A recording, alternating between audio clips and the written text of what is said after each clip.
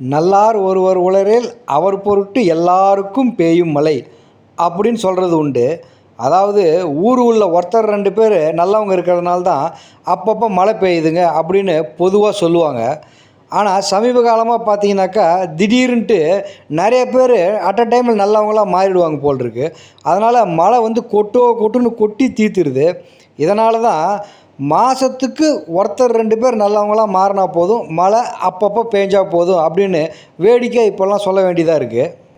சரி, விஷயத்துக்கு வருவோமே. அதாவது என் நண்பருடைய பாட்டி, அவங்க பாட்டி வந்து சுவாரஸ்யமாக சொன்ன ஒரு கதை ஒன்று உண்டு. ஒரு ஊரில் திடீர்னு பார்த்தீங்கன்னாக்கா மழை வந்து கொட்டுன்னு கொட்டிக்கிட்டு இருக்கு. இடி மின்னல் சூறாவளி எல்லாம் சேர்ந்து மழை வந்து விட்டப்பாடு இல்லை. 2-3 நாளாக தொடர்ந்து மழை கொட்டிக்கிட்டே இருக்குது. அதனால் ஊரில் இருக்கிற கிராமத்து ஜனங்கள்லாம் ரொம்பவே பயந்து போயிடுறாங்க. எங்கள் வீடு இடிஞ்சு விழுந்துருமோ, எல்லாம் போய் சேர்ந்துருமோ அப்படின்னு ஒரு பயம் வந்துடுது. இதனால் எல்லோரும் என்ன பண்ணுறாங்கன்னா, ஊருக்கு ஒதுக்குப்புறமாக ஒரு பெரிய மண்டபம் ஒன்று இருக்குது. அங்கே போய் எல்லாருமே வந்து தங்கிடுறாங்க. தங்கினதுக்கப்புறம் பார்த்தீங்கன்னாக்கா மழை வந்து விட்டப்பாடு இல்லை. அது பாட்டுக்கு பேஞ்சிக்கிட்டே இருக்குது. எல்லா ஜனங்களுக்குள்ளேயும் ஒரு விதமான ஒரு அச்சம் வந்து உருவாகுது. என்னான்னு கேட்டிங்கனாக்கா, இடி வேறு அங்கங்கே விழுந்துட்டுருக்கு. நம்ம கூட்டத்தில் யாராவது ஒருத்தர் வந்து பாவம் செஞ்சுருந்தாங்கன்னா கூட, எங்கள் இடி வந்து மண்டபத்தில் விழுந்து நம்ம எல்லாம் போய் சேர்ந்துருமோ, எல்லாருமே போய் சேர்ந்துருமோ அப்படின்னு ஒரு பயம் வந்துடுது. யாரோ ஒருத்தர் செஞ்ச பாவத்துக்கு எல்லாருமே சாவணுமா அப்படின்னு ஊர் ஜனங்கள்லாம் கூடி ஒரு முடிவு ஒன்று எடுக்கிறாங்க. அது என்ன முடிவுனாக்கா, மண்டபத்துலேருந்து கொஞ்சம் தூரத்தில் பார்த்திங்கன்னா ஒரு பெரிய ஓங்கி உயர்ந்த ஒரு மரம் ஒன்று இருக்குது. அந்த மரத்தை போய் ஊர் ஜனங்க ஒருத்தராக தொட்டுட்டு வரணும். யார் ஒருத்தர் வந்து பாவம் செஞ்சுருக்கிறாங்களோ அவங்க மேலே அந்த மரத்தை தொடும்போது இடி விழுந்து அவங்க செத்து போயிடுவாங்க. இந்த மண்டபத்தில் இருக்கிற எல்லோரும் மற்றவங்களாம் பொழைச்சிக்கலாம் அப்படின்னு ஒரு முடிவு ஒன்று எடுக்கிறாங்க. அந்த முடிவு பிரகாரம் பார்த்தீங்கன்னாக்கா ஊரில் இருக்கிற ஒருத்தராக போய் அந்த மரத்தை தொட்டு திரும்பி வராங்க.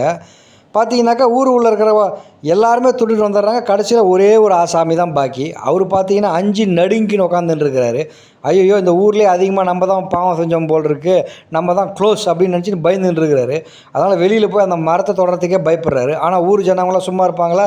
அவரை கழுத்தை பிடிச்சி தள்ளாத குறையாக பிடிச்சி தள்ளி விடுறாங்க. போய் தொட்டுட்டு வாடா அப்படின்றாங்க. இவன் வெளியில் போனால் எல்லாருக்கும் ஒரு பெரிய நிம்மதி பெருமூச்சு விட்றாங்க, அப்பாடா அப்படின்ட்டு. இவன் போயிட்டு அந்த மரத்தை போய் நடுங்கினே போய் தொடறான். இடி விழுந்துடுச்சு. எங்கே? இந்த ஆசாமி மேலே இல்லை, அந்த மண்டபத்தில் இடி விழுந்து அந்த ஊரில் இருக்கிற எல்லாருமே க்ளோஸ்.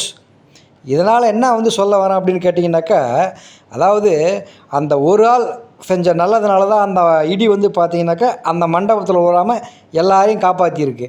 இவனை வந்து வெளியிலலாம் வெளுக்கட்டாயமாக தள்ளினாங்க. இடி விழுந்து பாவம் செஞ்சவங்க எல்லாருமே போயிட்டாங்க அப்படின்னு வேடிக்கையாக அந்த பாட்டி வந்து ஒரு கதை சொன்னாங்க அப்படின்னு கேள்விப்பட்டிருக்கோம்.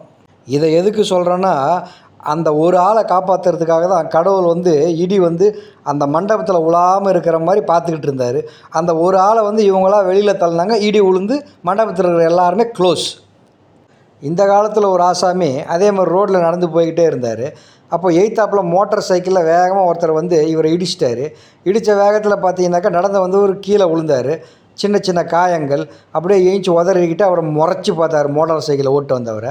அதுக்கு அந்த மோட்டார் சைக்கிள் ஓட்டு வந்தவர் சொன்னார், சார் நீங்கள் ரொம்ப கொடுத்து வச்சவர் சார் அப்படின்னாரு. உடனே கீழே விழுந்தவருக்கு ரொம்ப கோவம் வந்துடுச்சு. ஏயா, நான் கீழே விழுந்து எனக்கு அடி போட்டிருக்கு, என்னை பார்த்து ரொம்ப கொடுத்து வச்சவன்ற அப்படின்னாரு. அதுக்கு அந்த மோட்டார் சைக்கிள் ஓட்டு வந்தவர் சொன்னார், சார் ஒரு 10 நிமிஷத்துக்கு முன்னாடி நான் புல்டோசர் ஓட்டு வந்தேன், எப்படி வசதி அப்படின்னு கேட்டாராம். ஒரு நாள் நாரதர் வேகமாக நடந்து போயிட்டு இருந்தாராம். அப்போ எய்த்தாப்பில் அந்த வழியாக வேத சாஸ்திரம் படித்தவர் ஒருத்தர் வந்தார். நாரதர் வேகமாக போகிறத பார்த்தோன்னே, நாரதரே எங்கே இவ்வளோ அவசரமாக போய்கிட்டுருங்க அப்படின்னு கேட்டாராம். அதுக்கு நாரதர் சொன்னாராம், நான் கடவுளை பார்க்க போய்கிட்டு இருக்கிறேன், ஏற்கனவே எனக்கு நேரம் ஆயிடுச்சு அப்படின்னாராம். உடனே அந்த வேத சாஸ்திரம் படித்தவர், அப்படின்னு எனக்கு ஒரு உதவி செய்கிறீங்களா அப்படின்னாராம். என்ன உதவின்னு கேட்டாராம் நாரதர். நீங்கள் கடவுள்கிட்ட போயிட்டு வரும்போது எனக்கு எப்போ முக்தி கிடைக்கும் அப்படின்னு சொல்லிட்டு கேட்டு வரீங்களா அப்படின்னாராம் அந்த வேத சாஸ்திரம் படித்தவர். நாரதரும் சரி அப்படின்னு சொல்லிட்டு வேகமாக நடக்க ஆரம்பித்தாராம். கொஞ்சம் தூரம் போன உடனே பார்த்தீங்கன்னா அங்கே ஒரு பெரிய ஆலமரம் வந்துச்சான். அந்த ஆலமரத்தடியில் ஒருத்தர் உட்காந்து செருப்பு தைச்சிக்கிட்டு இருந்தாராம். அவர் வந்து நாரதர் போகிறத பார்த்தோன்னே, நாரதரே எங்கே இவ்வளோ அவசரமாக போய்கிட்டு இருக்கிறீங்க அப்படின்னு அவரும் கேட்டாராம். அதுக்கு நாரதர், நான் கடவுள் பார்க்க போய்கிட்டு இருக்கேன், ஏற்கனவே எனக்கு நேரம் ஆகிடுச்சு அப்படின்னாராம். உடனே அந்த செருப்பு தைக்கிற தொழிலாளி வந்து சொன்னாராம், அப்படின்னு எனக்கு ஒரு உதவி செய்கிறீங்களா, நீங்கள் கடவுள்கிட்ட போயிட்டு வரும்போது எனக்கு எப்போ முக்தி கிடைக்குது அப்படின்னு சொல்லிட்டு கேட்டு வரீங்களா தயவு செஞ்சுனாராம். நாரதரும் சரின்னு சொல்லிட்டு வேகமாக நடக்க ஆரம்பித்தாராம். கொஞ்சம் தூரம் போனோடனே பார்த்தீங்கன்னா அங்கே வைகுண்டம் வந்துச்சு. கடவுளை பார்த்தார், நமஸ்காரம் பண்ணார். ஒரு 10-15 நிமிஷம் உட்காந்து பேசிவிட்டு அங்கேருந்து கிளம்புனார். கிளம்பும்போது இவங்க 2 பேர் கேட்டது ஞாபகம் வந்துச்சு. உடனே கடவுள்கிட்ட விவரத்தை சொன்னார். விவரத்தை சொன்ன உடனே கடவுள் ஒரு நிமிஷம் யோசிச்சுட்டு சொன்னாராம், இந்த மாதிரி அந்த செருப்பு தைக்கிற தொழிலாளிக்கு வந்து பார்த்திங்கன்னா அவர் இறந்த உடனே முக்தி கிடச்சிரும், என்னை வந்து சேர்ந்துருவார் அப்படின்னாராம். உடனே நாரதர் கேட்டாராம், அப்படின்னா அந்த வேத சாஸ்திரம் படித்தவர் அப்படின்னாராம். அதுக்கு கடவுள் வந்து சொன்னாராம், வேத சாஸ்திரம் படித்தவர் வந்து இன்னும் பல பிறவிகள் எடுக்க வேண்டியது இருக்குது. அவர் எப்போ வந்து என்னை அடைவார் அப்படின்ட்டு எனக்கே தெரியாதுன்னாராம். அதிர்ச்சி அடைஞ்சிட்டாராம் நாரதர். என்ன கடவுளே நீங்கள் இப்படி சொல்கிறீங்க அப்படின்னாராம். அதுக்கு கடவுள் சொன்னாராம், நீ திருப்பி போகும்போது அவங்க 2 பேரும் ஒரு வேளை சந்திச்சனாக்கா அவங்க 2 பேரும் கேட்பாங்க, நீ போகும்போது கடவுள் என்ன பண்ணிக்கிட்டு இருந்தாருன்னு கேட்பாங்க. அதுக்கு நான் சொல்கிற மாதிரி சொல்லு, கடவுள் நான் போகும்போது ஒரு பெரிய யானையை வந்து ஊசி துவாரத்துக்குள்ளே நுழைச்சிக்கிட்டு இருந்தார் அப்படின்னு சொல்லு, அதுக்கப்புறம் உனக்கே புரியும் அப்படின்னாராம். நாரதர் என்னடா அதுன்னு தலையை சொரிஞ்சுக்கிட்டு சரின்ட்டு நமஸ்காரம் பண்ணிவிட்டு அங்கேருந்து கிளம்பி கீழே வந்துக்கிட்டே இருந்தாராம். அப்போது முதல்ல வந்து பார்த்தீங்கன்னாக்கா அந்த வேத சாஸ்திரம் படித்தவரை முதல்ல நாரதர் வந்து சந்தித்தாராம். உடனே நாரதரை பார்த்தோன்னா நாரதரை என்னாச்சு போன விஷயம், நீங்கள் போகும்போது கடவுள் என்ன பண்ணிக்கிட்டு இருந்தார் அப்படின்னு கேட்டாராம். உடனே நாரதர் சொன்னாராம், இந்த மாதிரி நான் போகும்போது கடவுள் ரொம்ப பிஸியாக இருந்தார், ஒரு பெரிய யானையை வந்து ஊசி துவாரத்துக்குள்ளே நுழைச்சிக்கிட்டு இருந்தார் அப்படின்னாராம். இதை கேட்ட உடனே அந்த வேதசாஸ்திரம் படித்தவர் கொல்லுன்னு சிரிக்க ஆரம்பிச்சிட்டாராம். சிரிச்சது மட்டும் இல்லாமல், என்ன அது முட்டாள்தனமாக சொல்லிகிட்டு இருக்கீங்க, இது யாராவது நம்புவாங்களா? ஒரு யானையை வந்து ஒரு ஊசி ஓட்டைக்குள்ளே நுழைக்க முடியுமா? என்ன இப்படி அறிவுகடத்தனமாக சொல்கிறீங்க அப்படின்னு சொல்லிட்டு அவர் பாட்டு சிரிக்க ஆரம்பிச்சாராம் கிண்டலாக. இதை கேட்டதுக்கு அப்புறம் தான் நாரதருக்கு புரிஞ்சான், இவர் என்ன தான் படிச்சிருந்தாலும் இவருக்கு கடவுள் மேலே முழுசாக நம்பிக்கை இல்லை அப்படின்னு புரிஞ்சான். அடுத்ததாக கொஞ்சம் தூரம் அப்படியே நடந்து வந்துக்கிட்டே இருக்கும்போது அந்த ஆலமரத்தடியில் அந்த செருப்பு தைக்கிற தொழிலாளி செருப்பு தைச்சிட்டு இருந்தாராம். நாரதரை பார்த்தோன்னா, நாரதரே என்னாச்சு போன விஷயம், நீங்கள் போகும்போது கடவுள் என்ன பண்ணிக்கிட்டு இருந்தார் அப்படின்ட்டு அந்த செருப்பு தைக்கிறவர் கேட்டாராம். அதுக்கு நாரதர் வந்து சொன்னாராம், நான் போகும்போது கடவுள் வந்து பிஸியாக இருந்தார், ஒரு பெரிய யானையை வந்து ஊசி ஓட்டைக்குள்ளே நுழைச்சிக்கிட்டு இருந்தார் அப்படின்னாராம். அப்படின்னு சொல்லிவிட்டு நாரதர் வந்து பார்த்திங்கன்னா அவர் மூஞ்சி வந்து உத்து பார்த்தாராம், ஏதாவது மாற்றங்கள் தெரியுதா அப்படின்ட்டு. அவர் மூஞ்சியில் பார்த்தீங்கன்னா அந்த செருப்பு தைக்கிற ஒரு மூஞ்சியில் வந்து பார்த்திங்கன்னா ஒரு சின்ன மாற்றம் கூட இல்லை, அவர் வந்து ஒரு புன்னகையோடய உட்காந்துட்டு இருந்தார்.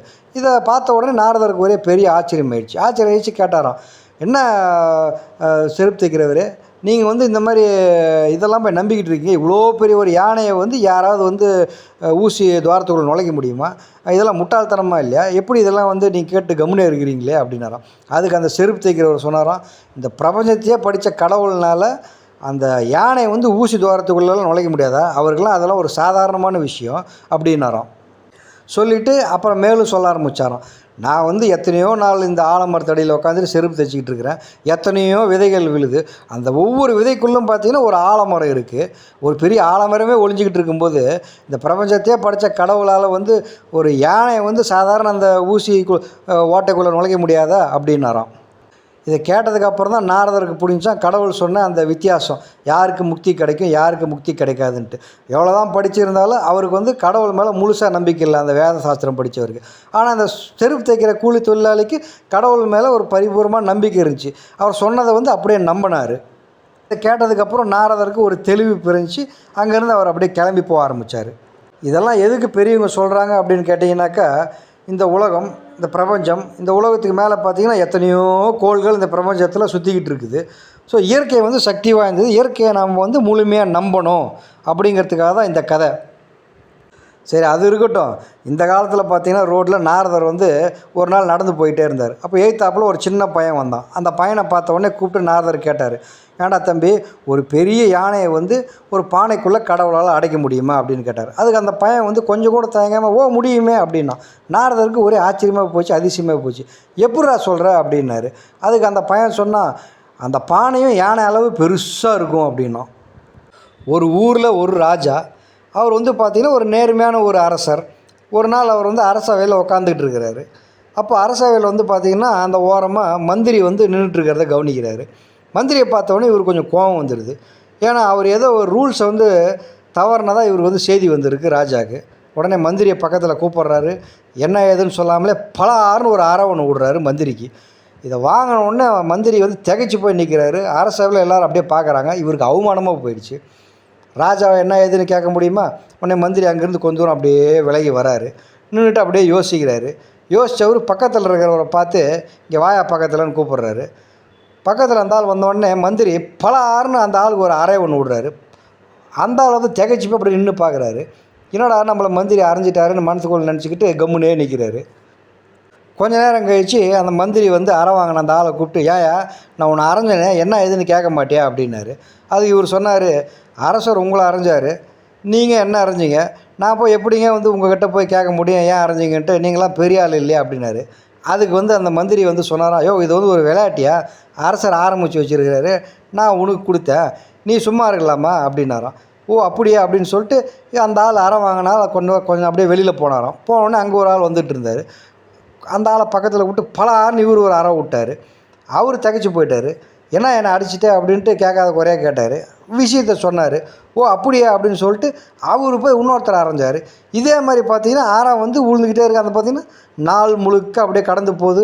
ஒருத்தரை மாற்றி ஒருத்தர் ஊர் உள்ளே பார்த்தீங்கன்னா அரைஞ்சிக்கிட்டே இருக்கிறாங்க. கொஞ்ச நேரம் கழித்து பார்த்தீங்கன்னா அப்படியே இருட்டிடுது.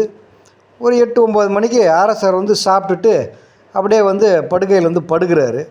படுக்கலான்னு படுத்தவர் தான் பலாருன்னு இவருக்கு ஒரு அறை ஒன்று விழுந்துச்சு. திகைச்சு போயிடுறாரு அரசர். என்னடா அது நம்மளே அடிக்கிறது யாரா அப்படின்னு சொல்லிட்டு திரும்பி பார்க்குறாரு. பார்த்தா அவருடைய சம்சாரத்தை பார்த்தோன்னா என்ன நீ போட்டு திடீர்னு என்ன போட்டு அரைஞ்சி போட்டியா என்ன செய்தி அப்படின்னு கேட்டாராம். அதுக்கு அந்த அரசு சொல்லிச்சான், இது உங்களுக்கு தெரியாதா, உங்களுக்கு ஊர் ஃபுல்லாக இன்றைக்கி தான் விளையாட்டு, ஒருத்தரை மாதிரி ஒருத்தரை வந்து அரைஞ்சிக்கிட்டே இருக்கிறாங்க, அதனால தான் நான் வந்து உங்களை கடைசியாக அரைஞ்சேனாராம். அப்போ தான் அரசருக்கு புரிஞ்சா, ஓ இதை நம்ம ஆரம்பித்து வச்சது நம்மக்கிட்டே வந்து முடிஞ்சிருக்கு அப்படின்ட்டு. அடுத்த நாள் பார்த்திங்கன்னா அரசை வந்து கூடிச்சு. ராஜாவும் வந்து அரியணையில் வந்து உக்காந்தார். உட்காந்த உடனே மந்திரி அங்கேருந்து வேக வேகமாக அரசரை நோக்கி பக்கத்தில் வந்து காதோரமாக கேட்டார், என்ன அரசரே நேற்று நீங்கள் கொடுத்தது உங்களுக்கு ராத்திரி வந்து சேர்ந்துச்சா அப்படின்னாரு.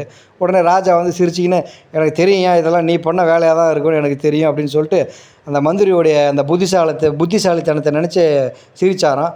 அவர் வந்து பாராட்டுகளும் வந்து தெரிவிச்சுக்கிட்டாராம். அதாவது அவருக்கு நேர்ந்த அவமானத்தை வந்து எப்படி புத்திசாலித்தனமாக வந்து பார்த்தீங்கன்னாக்கா அது ஒரு விளையாட்டாக மாற்றினார் அப்படிங்கிறதுக்காக தான் இந்த ஒரு கதை. இந்த கதை போலவே அதே மாதிரி இந்த காலத்தில் பார்த்திங்கன்னா ஒருத்தர் ரோட்டில் விறு நடந்து போயிட்டு இருந்தார். எய்த்தாப்பில் அதே வேகத்தில் ஒருத்தர் நடந்து வந்துகிட்டு இருந்தார். அவரை பார்த்தவொடனே இவருக்கு கோபம் வந்துடுச்சு. ஒரு நிமிஷம் நில்லுங்க பக்கத்தில் வாங்கன்னு கூப்பிட்டாரு. பலாருன்னு ஒரு அரை விட்டார். அவர் திகைச்சு போய் அப்படியே எதுக்கு என்ன அடித்தான்னு கேட்டார்.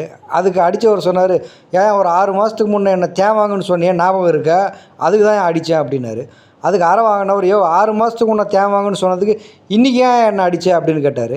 அதுக்கு அடித்தவர் சொன்னார், இன்னைக்கு காலையில் தான் நான் தேவாங்க எப்படி இருக்குன்னே பார்த்து தெரிஞ்சுக்கினேன் அப்படின்னாரோம். ஒரு ஊரில் ஒருத்தர் இருந்தார்.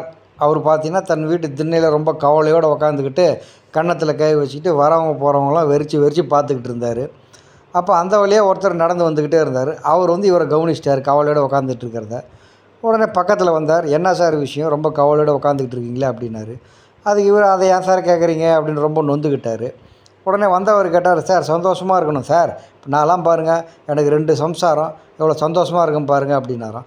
உட்காந்துட்டு இருந்தவருக்கு ஒரே ஆச்சரியமாக போச்சு. எப்படி சார் அது 2 சம்சாரத்தை கல்யாணம் பண்ணிக்கிட்டு எப்படி சார் நீங்கள் வந்து சந்தோஷமாக இருக்கிறீங்க அப்படின்னாராம். அதுக்கு வந்தவர் சொன்னாராம், சார் அது ஒன்றும் இல்லை சார், இந்த வீட்டில் சண்டை நடந்துச்சுன்னா நேராக அந்த வீட்டுக்கு போயிடுவேன், அந்த வீட்டில் சண்டை ஏதாவது வந்துச்சுன்னா நேராக இந்த வீட்டுக்கு வந்துடுவேன், இப்படியே மாறி மாறி வருவோம் சார், அதனால் பார்த்தீங்கன்னா எப்பவுமே நான் சந்தோஷமாக இருக்கிறேன் அப்படின்னு சொல்லிட்டு இவர் பாட்டுக்கு போயிட்டாராம். இவருக்கு ரொம்ப ஆச்சரியமாக போச்சான் திண்ணையில் உக்காந்துட்டு இருந்தவருக்கு. ஓ இப்படி ஒரு வழி இருக்கா அப்படின்னு சொல்லிட்டு இவரும் போய் இன்னொரு கல்யாணம் ஒன்று பண்ணிக்கிட்டாராம். பண்ணிக்கிட்டு அப்படியே கொஞ்ச நாள் ஓடிச்சு. கொஞ்ச நாள் ஓடினதுக்கப்புறம் தான் பார்த்தீங்கன்னாக்கா விஷயமே வந்து தெரிய ஆரம்பிச்சு. நேராக வந்தாராம் இந்த வீட்டுக்கு. மொதல் சம்சாரம் வந்து நான் இருக்கும்போதே வந்து இன்னொரு கல்யாணம் பண்ணிக்கிட்டே ஒன்றுமே இங்கே வரவே வராதான்னு சொல்லிட்டு அடித்து துரத்திக்கிச்சான். நேராக உடனே அந்த வீட்டுக்கு போனாராம். அந்த வீட்டுக்கு போனால் உனக்கு ஏற்கனவே கல்யாணம் ஆகி போச்சு, இதை மறைச்சி என்ன வேறு கல்யாணம் பண்ணிக்கிட்டே ஒன்றுமே இங்கே வராதான்னு சொல்லிட்டு அந்த பொம்பளை அடித்து துரத்திக்கிச்சான். இவர் கவலையோடு வந்து என்னடா இது, அவர் என்ன இப்படி சொன்னார், இது இப்படி நடக்குதுன்னு சொல்லிட்டு நேராக ஊருக்கு வெளிப்புறமாக ஒரு திண்ணை இருந்துச்சான், ஒரு பால் அணிஞ்ச திண்ணை. அங்கே வந்து அது ஒரு மண்டபம். அங்கே வந்து உக்காந்துக்கிட்டு அப்படியே கவலையோட ராத்திரி படுத்துக்கிட்டு இருந்தாராம். அப்போ பார்த்தா பக்கத்தில் வந்து யாரோ வந்து அப்படியே நவுற மாதிரி ஒரு சத்தம் வந்துச்சு, அங்கே யாரோ இருக்கிற மாதிரி. யாரா அது அப்படின்னு சொல்லிட்டு டார்ச் லைட் அடித்து பார்த்தாக்கா அந்த காலையில் வந்து இவர் சொன்னார் விஷயத்தை, அவர் அங்கே உக்காந்துக்கிட்டு இருந்தார். அவரை பார்த்தோன்னே இவருக்கு ஒரே அதிர்ச்சி ஆகிப்போச்சு. உடனே கோபமாக அவரை பார்த்து இவர் கேட்டார், ஏன் சார் 2 சம்சாரம் இருந்தாக்கா சந்தோஷமாக இருக்கலாம் அப்படிங்களே, வீடு இந்த வீடு அந்த வீடு மாறி மாறி கடைசியில் பார்த்தா ரோட்டுக்கு வந்துட்டேனே, என்ன சார் இது அப்படின்னு கோபமாக கேட்டார். உடனே அதுக்கு அவர் சொன்னாராம், சார் கோச்சிக்காதீங்க, ரொம்ப நாளாக அந்த மண்டபத்தில் தனியாக படுத்துக்கிட்டு இருக்கேன், யாராவது ஒருத்தருக்கு துணைக்கு சிக்குவாங்களான்னு பார்த்தேன், நீங்கள் சிக்கிட்டீங்க, ரொம்ப சந்தோஷம் எனக்கு அப்படின்னாராம். இப்படி ஒரு கதையை வந்து பார்த்தீங்கன்னாக்கா பெரியவங்க வந்து சொல்கிறது உண்டு. அதாவது எந்த ஒரு விஷயத்தையும் யார் சொன்னாலும் அப்படியே நம்பிடக்கூடாது. அறிவார்ந்து சிந்தித்து அப்புறம் தான் வந்து முடிவு எடுக்கணும் அப்படின்ட்டு பெரியவங்க வந்து பொதுவாக சொல்கிறது உண்டு.